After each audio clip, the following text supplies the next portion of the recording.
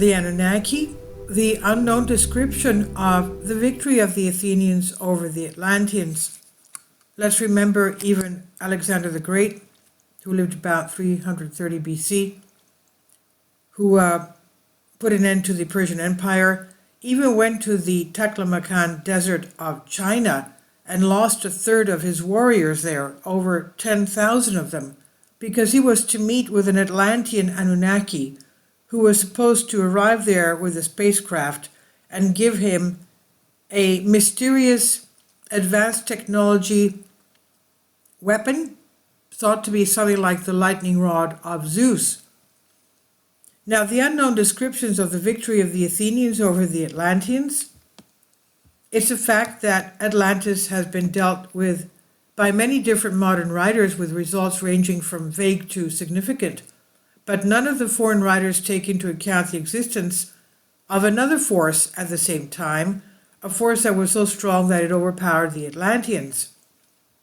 We even know that Alexander the Great had help from spacecraft when he was conquering the island of Tyre. They they destroyed the walls of the city by what looked like laser beams. And Alexander the Great conquered that city, Tyre. Now, one of the foreign writers take into account the existence of another force at the same time, a force that was so strong that it overpowered the Atlanteans. Everyone uses Plato to build their own myths of Atlantis, but they use him selectively while at the same time silencing the existence of Greek Athenians.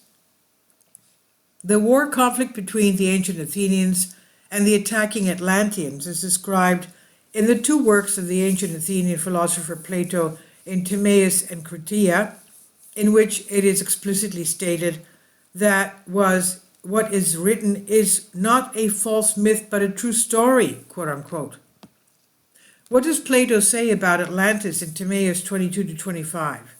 Quote, "So there in Egypt, when Solon went, as he said, he was honored with extraordinary honor by the inhabitants and asked for information about the ancient history of the country from those priests, the Egyptian priests, who knew the country very well. He discovered that neither he himself nor any other Greek knew anything about the old ancient days. And when once he wished to draw them into a discussion about the old days, he began to tell them about the ancient traditions of Athens, about Phoroneus, who was considered the first man, and about Niobe. He also told them, the priest also told them about Lefkalion and Pyrrha. Lefkalion is Noah. Lefkalion means come the good omen. Okay, and we know from the Old Testament, Noah means the man of good omen. Lefkalion and his wife Pyrrha, how they lived after the flood, and through their descendants, and tried to determine how many years had passed from what he was saying and to date it. One of the very old priests said to him, Solon, Solon, you Greeks are forever children, no Greek is old. When Solon heard this, he said to him, how is this happening? What do you mean by what you say? And the Egyptian priest answered, all of you are young in soul because you do not have in your soul any old knowledge due to the ancient tradition, nor any lesson old from many times. The reason for this phenomenon is the following. Many human disasters have occurred and will occur from many causes, the largest from fires and floods, and the smallest from countless other causes. The tradition that prevails in your country that once Phaethon, the son of Helios, the sun, after riding his father's chariot because he did not have the ability to follow the same path as his father, he set fire to the things on earth and he was struck by lightning. This is said to be a myth, while the reality is the parallax of the heavenly bodies orbiting the earth and the destruction by the abundant fire over long periods of the beings on the earth. In other words, some celestial event was taking place. The Helios being the sun and Phaethon being a planet. Now, then those who live in the mountains and in high and dry places are destroyed more than those who live near the rivers and the sea. In our country, however, the Nile, which is also our savior in other ways, also saves us in such cases of extreme embarrassment. Moreover, when the gods cleansing the earth flood it with water, those who are in the mountains are saved, as for example the herdsmen and the shepherds, but those who live in your cities are carried away by the rivers into the sea. In our country, Egypt, the priest says, however, here neither then nor ever does water fall from above onto the earth, but on the contrary, it naturally rises from below to above. Oh, I didn't even know that. He's claiming that it's not, the Nile River doesn't have water from rain, but it comes from the depths of the earth. Isn't that something? But in the contrary, it naturally rises from below to above. Because of these reasons, the traditions of our country are said to be ancient. But the truth is that in all places where the winter or the heat is not excessive, there's always a race of people, sometimes numerous and sometimes few. Whatever beautiful or great things, or in any way worthy, have been done either in your country or in our own, or in another place by those we know by hearing, all these have been written down here in our temples since ancient times and have been preserved. But in your country, as well as in other countries, whatever has been organized at each time so as to be suitable for letters and for other things necessary in the cities, comes at fixed intervals like a terrible disease against them, a current from heaven, and keep alive only the illiterate and uneducated among you, so that you may become like young people again from the beginning, without knowing anything of the old things that happened either in our own country or in your own country, the Egyptian priest said. Therefore, what you said before, Solon, because of your own traditions about genealogies, are little different from children's tales, because you remember only one deluge of the earth, although previously there have been many. But then you know that in your country lived the most beautiful and most better human race, from which you and your fellow citizens are descended, because after all, a little sperm was saved, but you forgot it, because the descendants of those saved from another generation died without knowing how to write. Because once upon a time, Solon, before the great flood, the current city of the Athenians was excelled in war and in general, in its governance it was perfect. In that city, it is said that good works were done, and the most excellent citizens were formed that we have heard that existed on earth. If Solon heard these things, as he told me, he marveled and showed a great desire to learn more. He begged the priest to tell him everything in general, and in every detail about his ancient fellow citizens. So the Egyptian priest said to him, "There is no reason not to do it, Solon, but I will tell you both for your sake and for the sake of your city, but above all for the sake of the goddess, who is both yours and ours, a country she protected and nurtured and formed, your own 1,000 years before, after receiving the seed for you from the earth, and Hephaestus, and later our own. In our holy books it's written that the organization of the city here took place 8,000 years ago. So I will tell you in a few words about the laws they had and about the most beautiful thing that your fellow citizens did 9,000 years ago, another time when we have the opportunity. We will tell the details about all this since we will have before us the very texts. So examine the laws of that city in contrast to those here. For you will find here many examples of the laws that then existed in your city. First of all, you will see that the priestly class is completely separate from the others. After these, the artisan class is also separately organized, because it works isolated from the others, without mixing with them, as well as a class of shepherds, hunters, and farmers.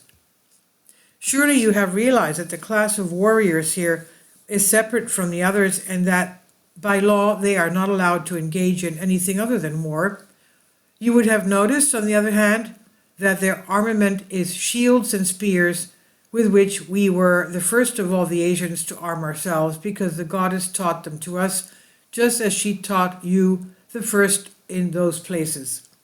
As far as education is concerned, you can certainly see how much care the law paid from the beginning to regulate everything up to divination and medicine that deals with health, after applying these divine sciences to human needs and systematizing all the knowledge that comes from these.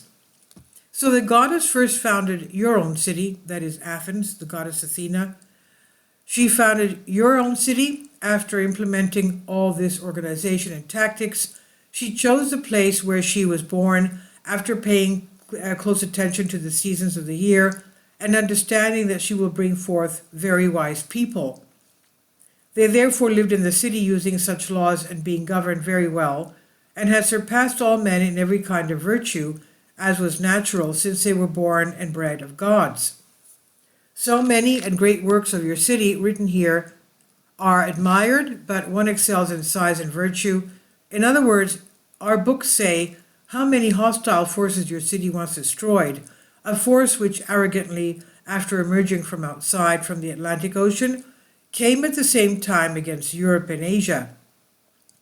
Because at that time the sea there could be crossed, because at its entrance, which you call the Pillars of Hercules, there was an island. This island was larger than Libya and Asia combined, and starting from it the people of that time could land on the other islands, and from them afterwards to the whole of the opposite continent, situated around that true ocean.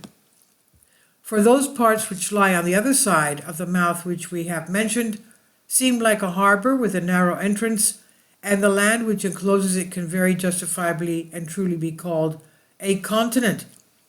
Therefore, in this island of Atlantis, a great and admirable force of kings was organized, which ruled over the whole island as well as over many other islands and parts of the continent besides these. Those kings ruled from the parts beyond the mouth, Libya to Egypt, and Europe up to Tyrrhenia. The whole of this force, after being concentrated and united, then attempted with one rush to enslave both our own place and your own, and the whole beyond the mouth.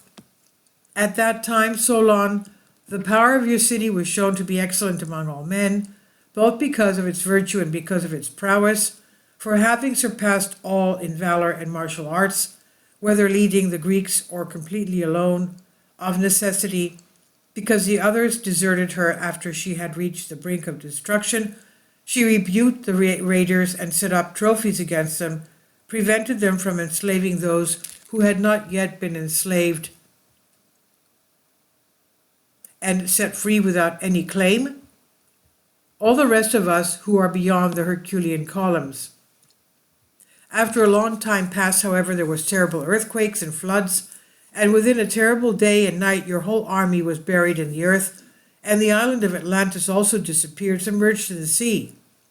That is precisely why even now that part of the ocean is impassable and unexplored, because it is destructed by the very little clay under the surface of the sea, which was created by the island when it sank. In his dialogue, Timaeus, Plato, 427 to 347 BC, mentions, among others, the story told to them by Critias, which he knew from the old tradition. This story, as Critias says, is true and was recorded long ago in the notes of Solon. Solon had visited ancient Egypt in 590 BC, where the priests there led him to the holy city of Saida in the Nile Delta. In this city there was the temple of Neith, the Greek Athena, the goddess Athena. Athens is named after her, the city of Athens, Greece, who was the goddess believed to be by the inhabitants as their leader and founder of the city of Athens.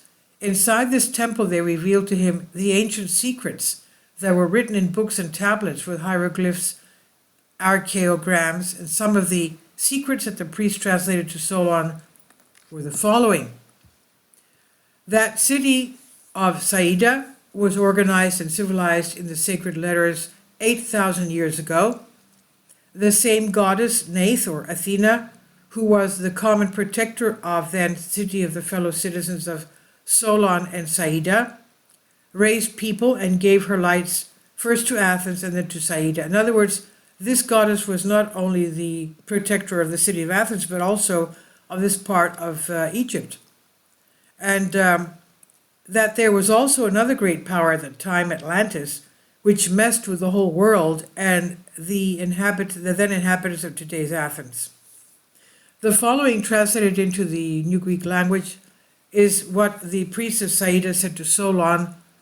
so many and great works of your city to be admired by one excels in greatness and heroism.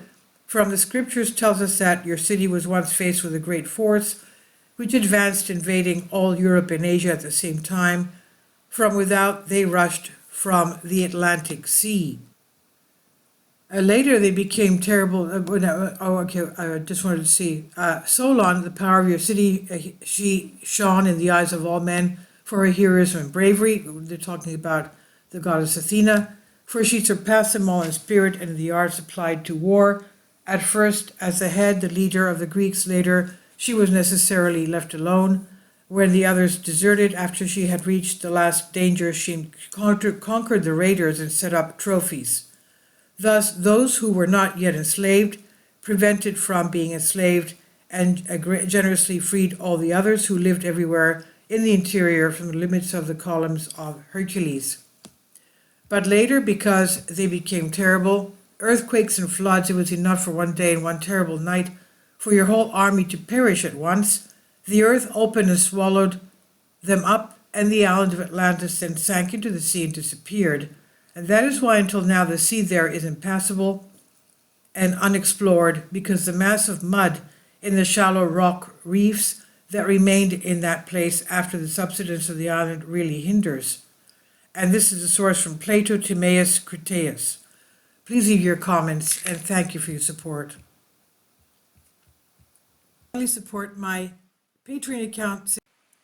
The daily posts are 5 videos daily, and they are totally different from what I have on my YouTube channel. Thank you so much for your support, and that you find all my content so interesting. You'll find the Patreon account details in the description box below.